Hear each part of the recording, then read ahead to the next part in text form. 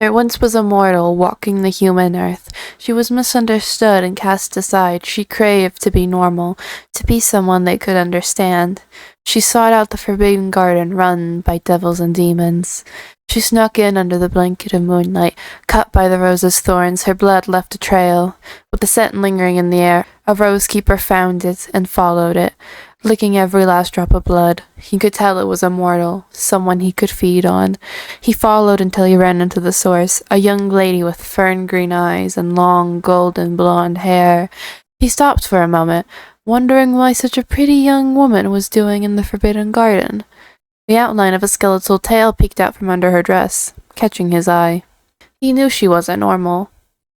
The woman spoke up, asking if there was a chance she could join the undead world. The Rose Keeper agreed, leading her to his boss. Inside sat a handsome, almost human-looking man, his eyes hollowed and dark, wings black and torn, horns stained with blood, and hair blonde like hers, but short and well-kept. Despite almost looking human, he had some flaws. The left side of his jaw was showing. A gnarly red and bloodied streak ran down his right eye, and the rest of his face was mangled with scars. He was drawn to her presence. He gave her an apple and asked her to go into the forest to eat it. She did so, walking into the forest and sitting down next to a rabbit before taking a bite. Nothing happened. She felt the same. She tossed the apple, letting the rabbit eat it, thinking it was just a waste of time. She walked home, a minor headache growing. She thought nothing of it, though. She cleaned up her wounds and went to bed, rotten fruit laying on the floor. But when she awoke, something was different. Her eyes were black and hollowed, just like the man that gave her the apple.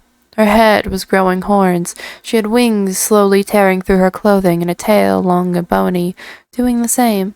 She walked out to her father, who yelled and called her names, causing her brother and mother to come running. She was always jealous of those two, a stunning woman who married the love of her life and got to run a community garden, and her brother, a successful writer and the town's pretty boy.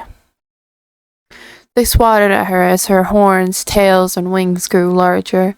She stood, unfazed and rather hungry. Before she knew it, she was thrown into a fit of rage, slaughtering her mother, then her brother and father, and eventually her entire town.